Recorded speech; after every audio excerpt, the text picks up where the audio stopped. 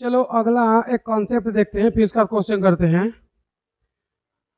हम लोग पढ़े थे ए वेक्टर बराबर ए एक्स आई कैप प्लस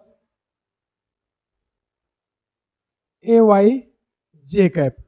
उसी तरह वेक्टर बी बराबर B x i cap plus B y j cap. अगर हमें इसे जोड़ना है यानी वेक्टर ए प्लस बी और ये क्या है वेक्टर आर, मतलब हमारे पास दो सदिश है, एक सदिश ए और एक बी। दोनों सदिश को हम लोग जोड़ना चाहते हैं, तो दोनों को जोड़ेंगे तो उसका जो रिजल्टेंट आएगा वो क्या आएगा आर वेक्टर। तो ए वेक्टर की वैल्यू हमें दिया है ए एक्स आई कैप, मतलब ए का एक्स अक्ष में घटक क्या है ए एक्स, वाई अक्ष में घटक क्या है ए वाई। उसी तरह सदिश बी का एक्स अक्ष में घटक कितना है बी एक्स और वाई में कितना है बी वाई। तो इसको डायग्राम से देख लेते हैं कि किस तरीके से हो रहा है। इधर वाई अक्ष और इधर एक्स अक्ष। तो देखोगे हमने इसको ले लिया क्या वेक्टर ए और एक हमारे पास वेक्टर है जिसको हमने ले लिया वेक्टर बी। तो हम लोग पढ़े थे वेक्टर के योग का नियम कि अगर सदिश को दो समांतर भुजाओं के द्वारा जोड़ दिया जाए तो जो उसका परिणामी होता है तीसरी भुजा द्वारा व्यक्त किया जाता है, लेकिन वो उसके विपरीत क्रम में होना चाहिए। मतलब ये जो आर है ऐसे होना चाहिए उस पर नहीं। तो ये हो गया क्या आर वेक्टर बराबर क्या हो जाएगा ए वेक्टर प्लस बी वेक्टर। तो अगर हम लोग इस सदिश ए की बात करें, सदिश ए की, तो सदिश ए का दो घटक होगा, एक इसके यक्स के साथ क्या आ जाएगा ए यक्स, किस अक्ष पर आ रहा है यक्स पर तो आई कैप। ए का दूसरा घटक वाई दिशा में क्या होगा ए वाई जे कैप। उसी तरह सदिश बी का भी तो दो घटक होगा, इसको ऐसे करो किधर आएगा एक्स की ओर, तो क्या हो जाएगा बी एक्स आई कैप। उसी तरह अगर बी को इधर करो तो क्या आ जाएगा बी वाई जे कैप। तो यहां पर देखोगे तो ये जो हमारे पास वेक्टर है ये वाला जो है ये क्या हो गया ए एक्स यहां से यहां तक। तो ये वाला जो अक्ष है ए का क्या हो जाएगा यहां तक ए वाई, यानी कि ये भी क्या होगा ए वाई, क्योंकि दोनों ही क्या है एक दूसरे के पैरेलल या समांतर। उसी तरह सदिश बी का भी तो घटक कर सकते हैं, यानी कि यहां से यहां तक ये क्या हो गया बी एक्स, तो इसका वाई घटक यानी कि यहां से यहां तक ये क्या हो जाएगा इसका वाई घटक बी वाई। तो देखोगे तो क्या हम लोग बोल सकते हैं कि ए एक्स प्लस बी एक्स यहां से यहां तक की टोटल वैल्यू क्या हो जाएगी आर एक्स, और यहां से यहां तक की टोटल वैल्यू इसको क्या ले लेते हैं आर वाई। तो क्या हम लोग ऐसा लिख सकते हैं vector r equal r x plus r y, बोलो, और r x plus r y इस तरह से हम लोग लिख सकते हैं।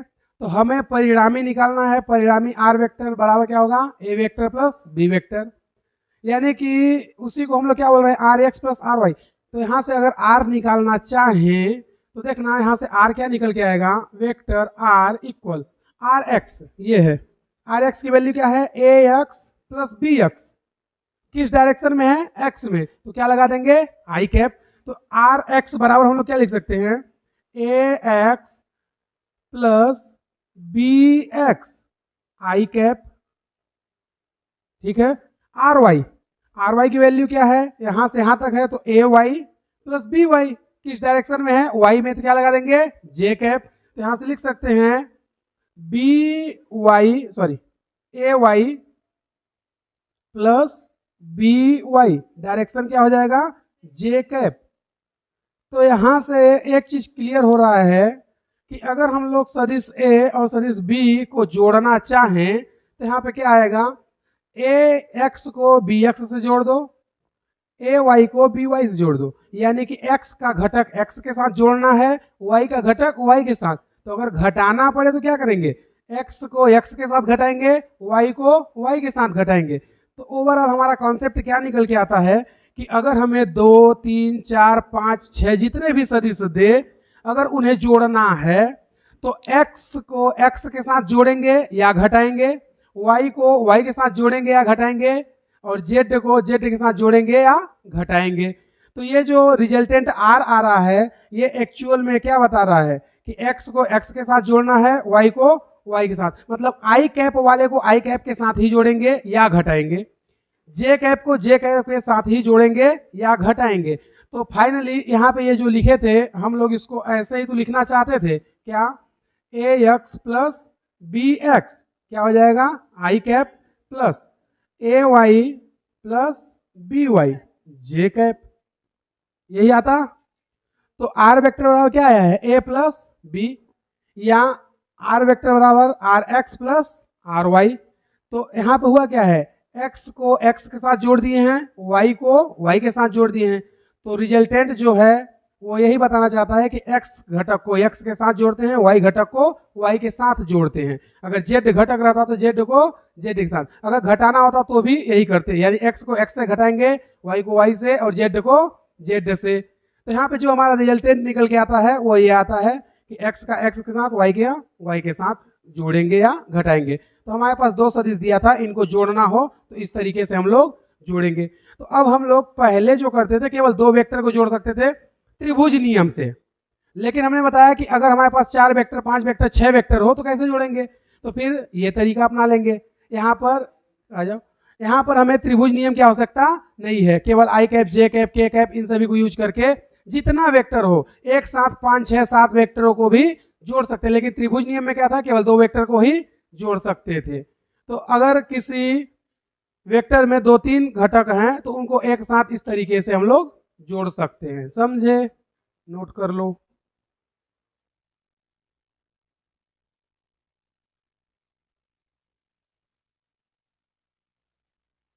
ऐसे में हम लोग बोल सकते हैं क्या, इसी तरह से अगर हमारे पास वेक्टर ए बराबर क्या हो जाए ए x i cap plus a Y j cap plus A Z के कैप, और वेक्टर बी बराबर क्या हो जाए B x i cap plus B y j cap plus B Z के कैप। तो अगर हमें वेक्टर ए प्लस बी करना हो यानी रिजल्टेंट आर बराबर क्या हो जाएगा vector a plus vector b. तो क्या करेंगे आई का आई के साथ, जे का जे के साथ, के साथ जोड़ देंगे। तो इसको क्या लिख सकते हैं ऐसे ए x plus b x i cap plus a Y plus B y j cap और प्लस ए जेड प्लस बी जेड के कैप। इस तरह से इसे भी लिख सकते हैं, यानी कि अगर हमारे पास 3 वेक्टर हो तो उनको इस तरह से हम लोग जोड़ सकते हैं।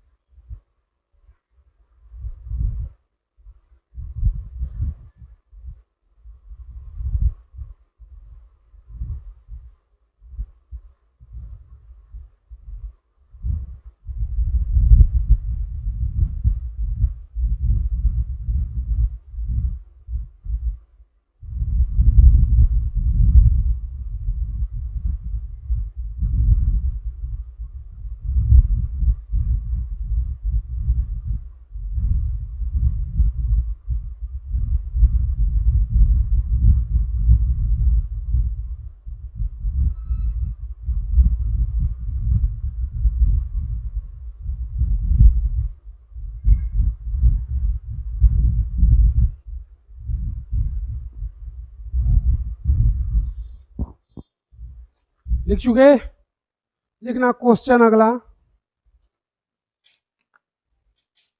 इसको मिटा देना।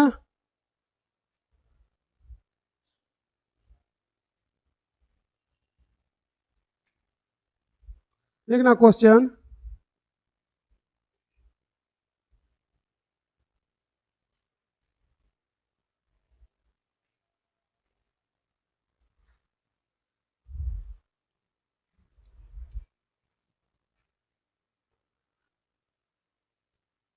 सदिश ए वेक्टर बराबर 8 आई कैप प्लस 6 जे कैप प्लस 4 के कैप, व बी वेक्टर बराबर 4 आई कैप प्लस 3 जे कैप प्लस 2 के कैप है, तो ए वेक्टर प्लस बी वेक्टर बराबर क्या होगा। और उसके साथ साथ यहाँ पे तो करके छोड़ देना, यहाँ पे नंबर फर्स्ट लिख लेना वेक्टर ए प्लस बी, और number second vector a minus b. करो सॉल्व।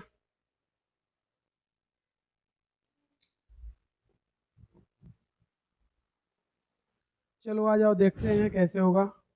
देखना ए वेक्टर बी वेक्टर, इसके तीनों घटक हैं, तो क्या करेंगे, आई को आई से, जे को जे से, के को के से जोड़ देंगे। तो क्या लिख सकते हैं, 8 प्लस 4 आई कैप प्लस 6 और 3, तो 6 प्लस 3 जे कैप प्लस 4 और 2, तो 4 प्लस 2 के कैप। तो यहाँ से 8 और 4 कितना हो जाएगा, 12 आई कैप, 6 3 9 जे कैप प्लस 4 2 6 के कैप। ये हो गया हमारा आंसर। दूसरा ए माइनस बी बोला है, यानी कि इसमें ए में से बी को घटा देना है, तो क्या करेंगे, 8 माइनस 4 आई कैप प्लस 6 माइनस 3 जे कैप प्लस 4 माइनस 2 के कैप। तो कितना आ जाएगा, 4 आई कैप प्लस 3 जे कैप प्लस 2 के कैप। ये हो जाएगा ए वेक्टर माइनस बी वेक्टर। इसमें क्या था कठिन, खाली जोड़ना तो था और घटाना था।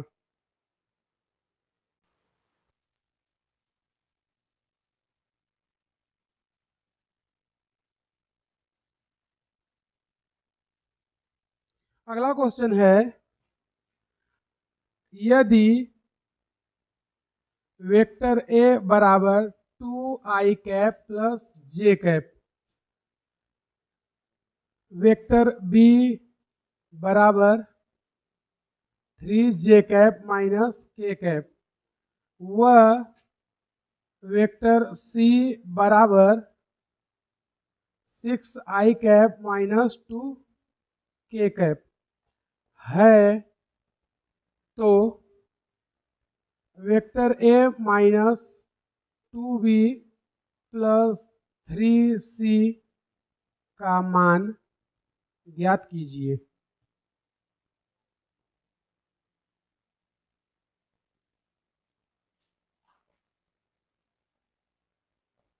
करो हल।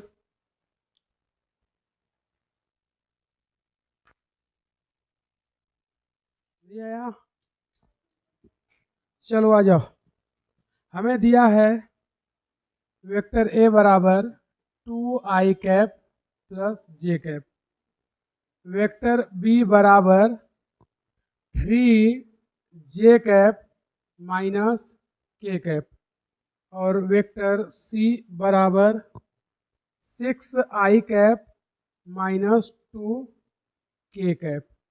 और हमसे पूछ क्या रहा है, vector a minus vector 2b plus vector 3c का मान क्या होगा। तो सिंपल सा है, ए और बी और सी तीनों का हमें वैल्यू दिया है। बी हमें दिया है लेकिन उसे कितना चाहिए 2b, तो क्या करेंगे इसमें 2 का मल्टीप्लाई। सी कितना चाहिए 3c, तो 3 का मल्टीप्लाई। तो ये कितना हो जाएगा 3 दूना 6j cap minus 2k cap, और ये कितना हो जाएगा 18i cap minus 6k cap. अब इन तीनों को हम लोग इस पर रख देते हैं, तो a की value 2i cap plus j cap, ठीक है। फिर माइनस है तो लगा देते हैं माइनस। 2b की वैल्यू ये है, अब कितना 6j cap minus 2k cap. उसके बाद प्लस है तो प्लस लगा दिए। c की वैल्यू ये अब चाहिए, तो क्या होगा 18i cap minus 6k cap, हो गया। अब इनको सभी को जोड़ लेते हैं। i वाला i में जुड़ेगा, j वाला j में, और k वाला k में। तो देखना यहाँ से 2i प्लस में है, 18i भी प्लस में है, दोनों को जोड़ दे कितना हो जाएगा 20i कैप। उसके बाद j और ये j, यही है ना, तो ये j प्लस में है और ये j माइनस में हो जाएगा, क्योंकि इसका माइनस का अंदर मल्टीप्लाई होगा कितना हो जाएगा -6j। तो ये प्लस में ये माइनस में, तो बचेगा कितना माइनस का 5j कैप। अब यहाँ पर k और ये k, लेकिन देखोगे तो इस माइनस का जब अंदर मल्टीप्लाई होगा तो ये क्या जाएगा प्लस का 2k, और ये कितना है माइनस का 6k। तो जब प्लस में प्लस 2k में 6k घटाएंगे तो कितना आ जाएगा माइनस का 4k कैप। तो हमारा answer a vector minus 2b vector plus 3c vector बराबर कितना आ जाएगा 20i cap 5j cap minus k cap. ये हमारा क्या हो गया आंसर।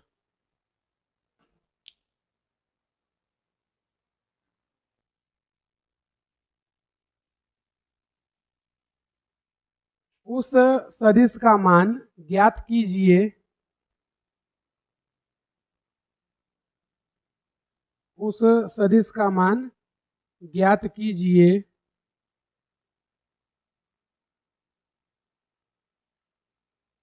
जिसका परिणामी जोड़ने पर, उस सदिश का मान ज्ञात कीजिए जिसका परिणामी जोड़ने पर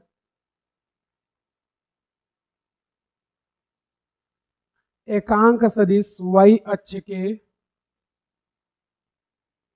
एकांक सदिश y अक्ष के अनुदिश प्राप्त हो। एकांक सदिश y अक्ष के अनुदिश प्राप्त हो यदि वेक्टर a बराबर, यदि वेक्टर a बराबर 3i cap plus minus 3i cap minus 5j cap, 3i cap minus 5j cap plus 7k cap, तथा b वेक्टर बराबर 2i cap plus 4j cap minus 3k cap है।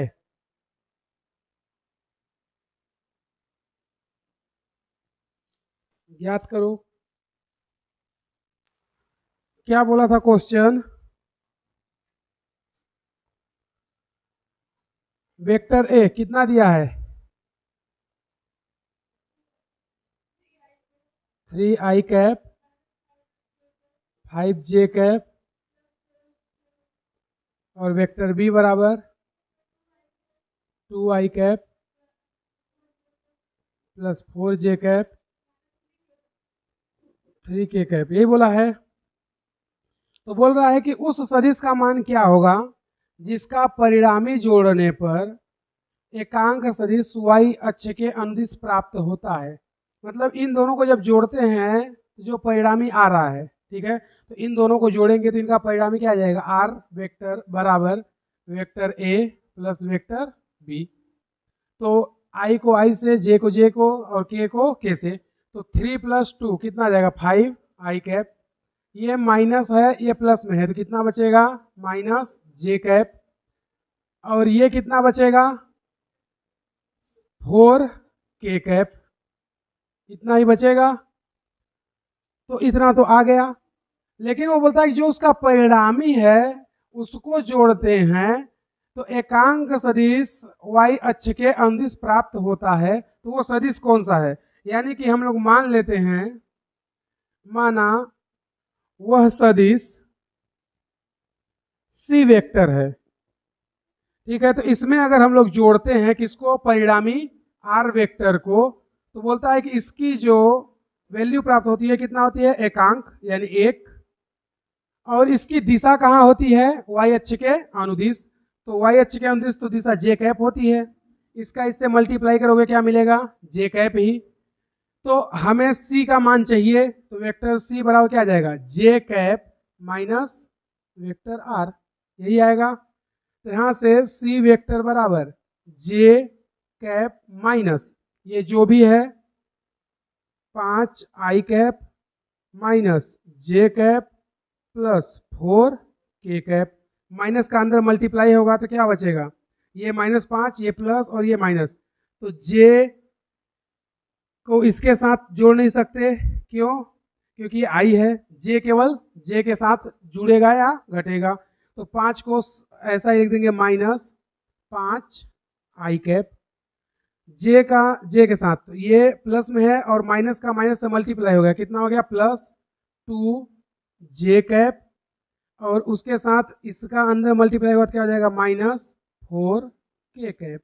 तो vector C यानी वह सदिश सी का मान कितना आ जाएगा, -5 आई कैप प्लस 2 जे कैप माइनस 4 के कैप।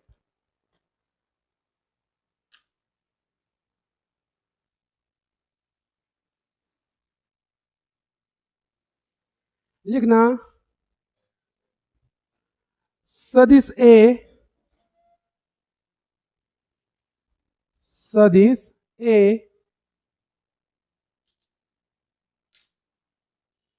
की लंबाई 2 सेंटीमीटर, सदिश ए की लंबाई 2 सेंटीमीटर व एक्स अक्ष व एक्स अक्ष के ऊपर प्रथम चतुर्थांश में, वह एक्स अक्ष के ऊपर प्रथम चतुर्थांश में 60 डिग्री का कोण बनाता है, 60 डिग्री का कोण बनाता है। सदिश बी, सदिश बी की लंबाई 2 सेंटीमीटर,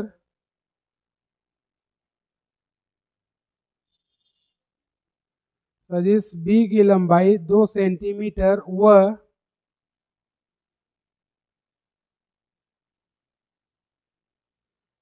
एक्स अक्ष के नीचे चतुर्थांश में, एक्स अक्ष के नीचे चतुर्थांश में 60 डिग्री का कोण बनाता है,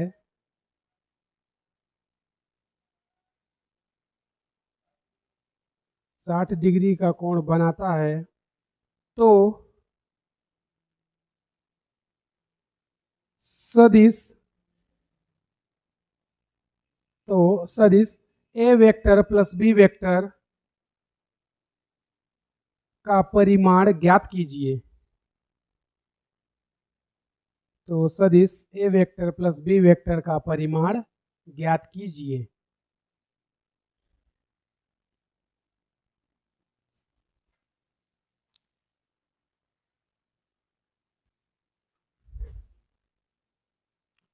करो सॉल्व,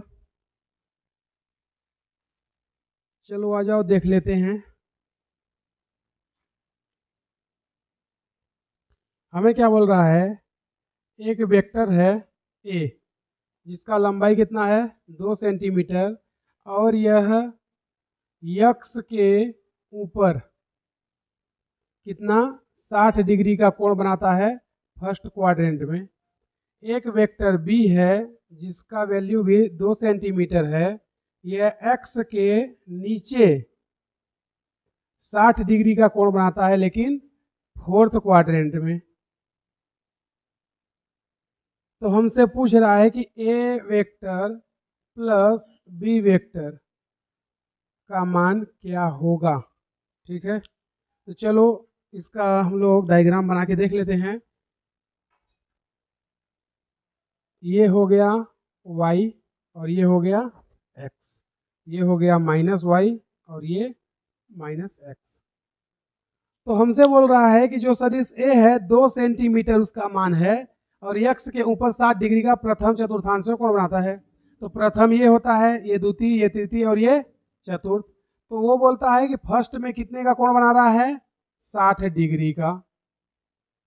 तो ये हमने कोण बना दिया 60 डिग्री का और ये है वेक्टर ए जिसकी वैल्यू कितनी है 2 सेंटीमीटर।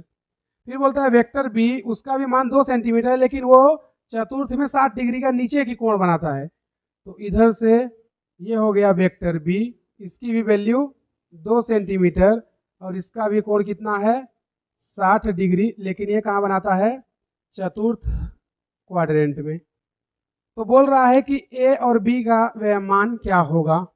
तो सबसे पहले ए और बी के मान को हम लोग निकालते हैं। तो देखना पहले ए का घटक कर देते हैं।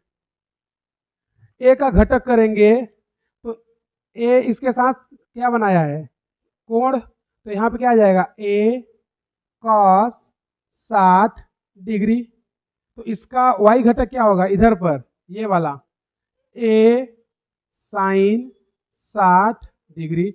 उसी तरह b का भी तो इधर घटक आएगा क्योंकि b भी यहाँ पे कोण बना रहा है। तो b का इधर क्या आ जाएगा b कॉस 60 डिग्री। तो b का y में क्या घटक आएगा b साइन 60 डिग्री।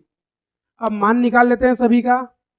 b की वैल्यू कितना है 2, साइन 60 का मान कितना होता है √3/2। किस दिशा में है y में, तो 2 से 2 कट जाएगा, आएगा कितना √3j माइनस में। या इसको ऐसे ही रहने देते हैं, इनका डायरेक्ट यहाँ पे वैल्यू लिख देते हैं कि वेक्टर a और वेक्टर b का मान पहले निकालते हैं फिर उसके बाद जोड़ते हैं। इधर पे आ जाओ, यहाँ पर a का मान कितना है 2, साइन 60 की वैल्यू √3/2, 2 से 2 कैंसल, तो इधर भी कितना आ गया √3 लेकिन j। इधर पे आ जाओ, b की वैल्यू कितनी है 2, cos 60 की वैल्यू कितना होता है 1/2, 2 से 2 कैंसल, आया कितना 1।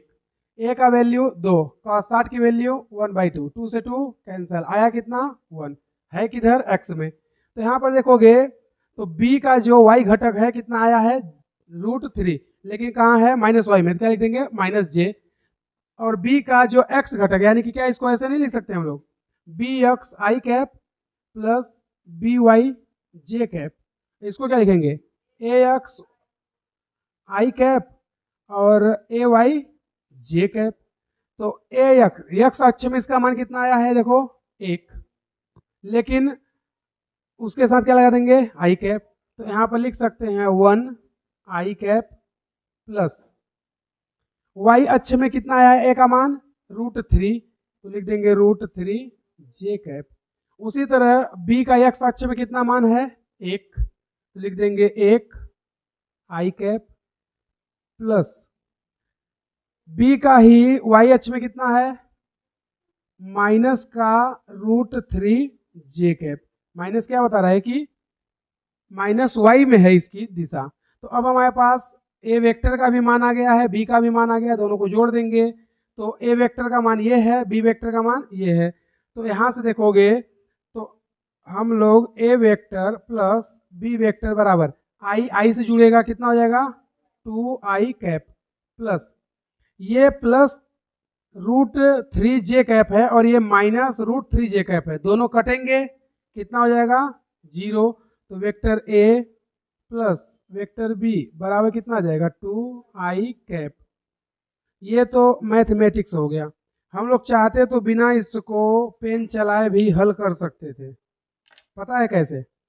हमें पता है कि a का y घटक इधर आएगा, b का भी y घटक इधर आएगा, दोनों की वैल्यू समान है, इसका भी मान 2 है, इसका भी मान 2 है, तो एक प्लस y में है, एक माइनस y में है, यानी कि एक सदिश ऊपर एक सदिश नीचे, दोनों की दिशा विपरीत, कोण 180 डिग्री, तो मान 0 हो जाएगा क्योंकि दोनों क्या हो जाएंगे, कट जाएंगे।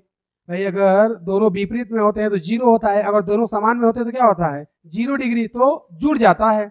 तो इसमें देखोगे तो b भी इधर आ रहा है, a भी इधर आ रहा है, तो दोनों क्या हो जाएंगे, जुड़ जाएंगे।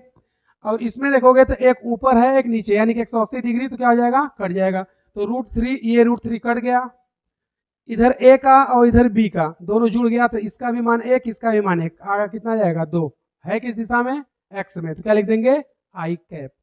ऐसा तभी करेंगे जब दोनों का मान कितना हो, समान हो। समझे? लिख लो।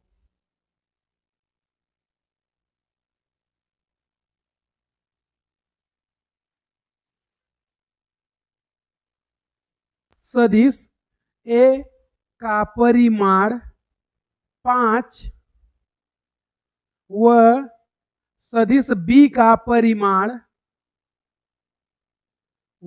सदिश b का परिमाण 10 है। सदिश a का परिमाण 5 व सदिश b का परिमाण 10 है। सदिश a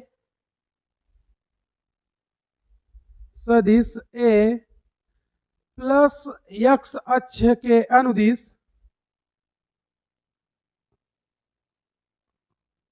सदिश a प्लस x अक्ष के अनुदिश 37 डिग्री का कोण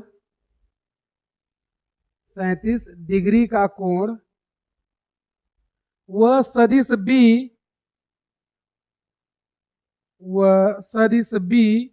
माइनस x अक्ष के अनुदिश सदिश b माइनस x अक्ष के अनुदिश 53 डिग्री का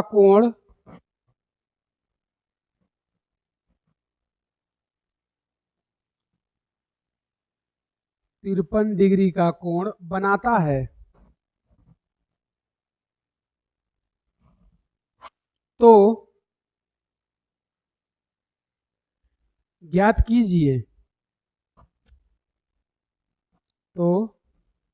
कीजिए number first vector a plus vector b, vector a plus vector b, 4-5 line छोड़ के अगला नंबर लिखना। Second number vector a minus vector b, vector a minus vector b, करो हल, 1 मिनट का टाइम है।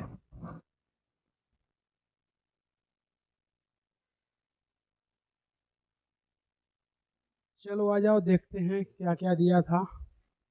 हमें बोला है एक वेक्टर a जिसका मान 5 है, एक वेक्टर b जिसका मान 10 है, ये कोण प्लस x के साथ कितना बनाता है 37 डिग्री, और ये माइनस x के साथ बनाता है 53 डिग्री।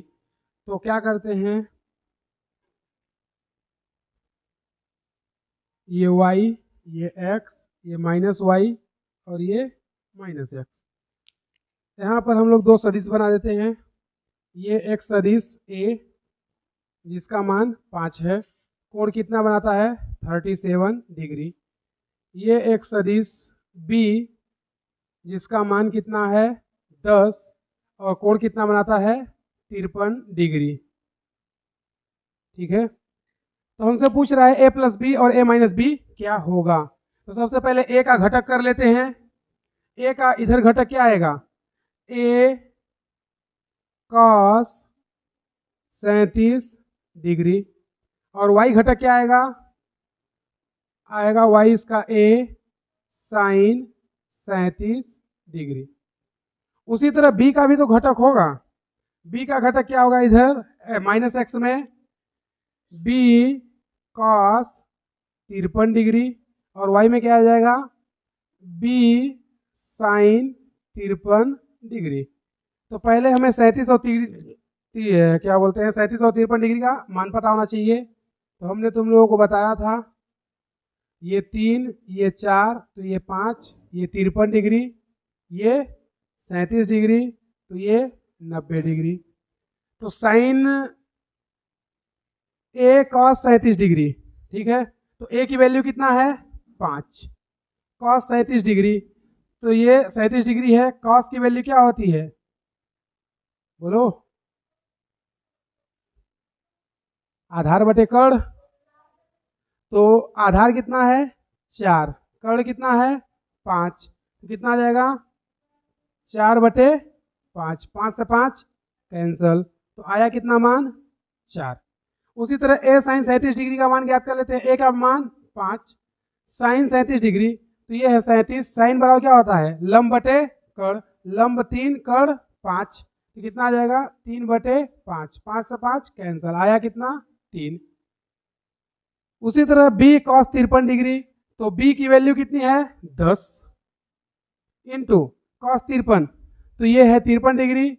कॉस बराबर क्या होता है आधार बटे कर्ण, तो इसका आधार ये है कर्ण, ये है यानी 3 बटे 5, तो ये क्या हो जाएगा 3/5, ये इससे कैंसल, 2 2 3 6।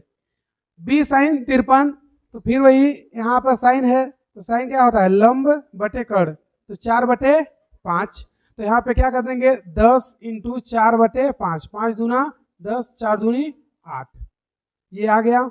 अब यहाँ पर वेक्टर ए और बी के मान लिख लेते हैं। वेक्टर ए एक्स में कितना आया है 4 आई कैप, वाई में कितना आया है 3 जे कैप। उसी तरह वेक्टर बी की वैल्यू वाई में सॉरी माइनस एक्स में है, तो कितना हो जाएगा -6 आई कैप, और प्लस वाई में कितना है 8 जे कैप। तो पहला हमसे क्या बोला है ए वेक्टर प्लस बी वेक्टर, दोनों को जोड़ो, ये 4 ये 6 लेकिन माइनस में है, तो कितना बचेगा -2 आई कैप, ये दोनों जुड़ेंगे तो कितना हो जाएगा 11 जे कैप। और दूसरा क्या पूछा था ए माइनस बी, तो ए और बी में घटा दो, तो ए माइनस बी करेंगे तो ऐसे लिख लेते हैं 4 आई कैप, डायरेक्टली तो नहीं पता चलेगा क्या हो रहा है 3 जे कैप, यही है -6 आई कैप प्लस 8 जे कैप। तो अब यहां से इसको घटाते हैं, देखोगे ये माइनस क्या हो जाएगा प्लस, तो 6 और 4 10 आई कैप, ये माइनस और ये प्लस, तो क्या हो जाएगा माइनस, ये 3 है ये 8 है, तो -8 में 3 घटाएंगे कितना बचेगा -5 जे कैप। तो ये हो गया हमारा ए माइनस बी का मान।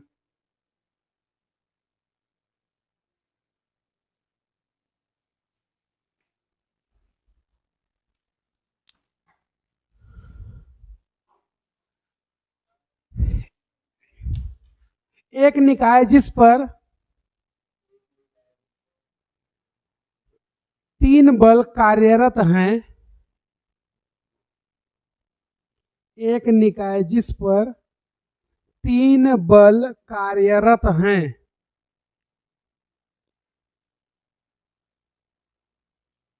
यदि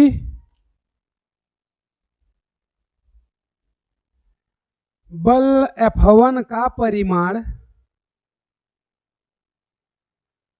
यदि बल F1 का परिमाण 10 न्यूटन तथा F2 बराबर 6 न्यूटन है, तो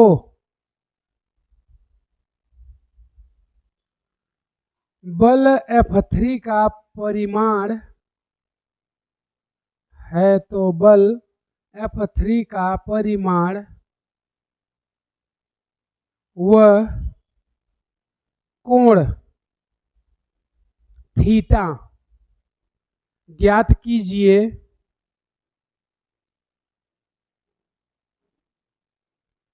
यदि निकाय साम्यावस्था में है, यदि निकाय साम्यावस्था में है,